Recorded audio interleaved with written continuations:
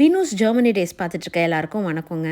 இன்றைக்கி காலையிலேயே கொஞ்சம் லேட்டாக தான் எழுந்திரிச்சேன். அதனால் சபரீஷ்க்கு வந்து வெஜ் பேட்டி தான் கொடுத்து விட்டுருந்தேன். அவருக்கு லஞ்சுக்கு வந்துட்டு கீரை தான் செஞ்சு கொடுத்துட்டு நம்ம லஞ்சையும் அப்படியே ஃபினிஷ் பண்ணிடலான்ட்டு யோசிச்சுட்டு அது பண்ணிட்டேன். அப்புறம் சபரீஷ்க்கு வந்துட்டு வெஜ் பேட்டி வந்து ரொம்ப பிடிக்கும். அது சம்டைம்ஸ் ஹோம்மேடாகவும் பண்ணுவேன், சம்டைம்ஸ் ஸ்டோர் பாட்டாகவும் பண்ணுவேன். ஃப்ரோசன் இங்கே கிடைக்கும், ஸோ அது பண்ணிவிடுவேன்.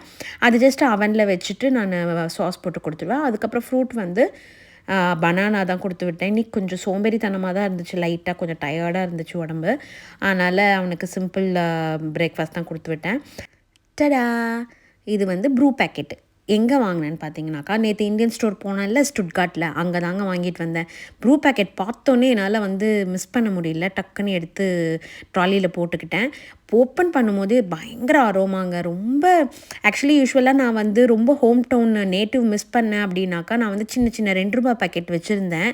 சன்ரைஸும் ப்ரூவும் அதெல்லாம் தீந்துருச்சு. அதனால இந்த ப்ரூ பேக்கெட் வாங்கிட்டு வந்துட்டேன். ரொம்ப சூப்பராக இருந்துச்சுங்க. எனக்கு காஃபி எப்படா பிரித்து போட்டு குடிப்போங்கிற மாதிரி இருந்துச்சு. இதை வாங்கினப்பலேருந்து எப்படியோ வந்து நானும் போட்டுட்டேன். அதோட ஸ்மெல்லே வந்து அரோமா அப்பா பயங்கரமாக இருந்துச்சுங்க. எனக்கு அப்பா எப்படா டேஸ்ட் பண்ணுவோன்ற மாதிரி இருந்துச்சு. என்னடா காஃபியே வந்து குடிக்காத மாதிரியா அப்படின்னு நினைக்கலாம். ஆனால் எனக்கு என்னமோ காஃபி மேலே அவ்வளோ ஒரு பைத்தியங்க. அதை வந்து நம்ம வேஸ்ட் பண்ணிடக்கூடாது இல்லையா? அதனால் கையோட கையாக வந்து நான் அதை சேவ் பண்ணியும் வச்சுட்டேன். அப்புறம் பால் தயிரெல்லாம் வாங்குறதுக்காக கிளம்பிட்டேங்க. இது என்ன ட்ராலியை காமிக்கிறேன்னு பார்க்குறீங்களா? ஒன்றும் இல்லைங்க. நம்ம ஊரில் ட்ராலி நம்ம எடுக்கணும் அப்படின்னாக்கா அப்படியே எடுத்துகிட்டு போயிடலாம்ல. இங்கே வந்து அப்படி கிடையாதுங்க. இங்கே லாக் பண்ணி வச்சுருப்பாங்க. நம்ம ஒரு காயின் போட்டு அதை அன்லாக் பண்ணி தான் எடுக்கணும். நம்ம ரிட்டர்ன் வரும்போது அந்த காயினை வந்து நம்ம லாக் பண்ணிவிட்டு அதை எடுத்துக்கலாம். அவகேடோ வந்து நல்ல அவகேடோவான்னு எப்படி செக் பண்ணால், இதை ஓப்பன் பண்ணோடனே க்ரீன் கலரில் இருக்கும்.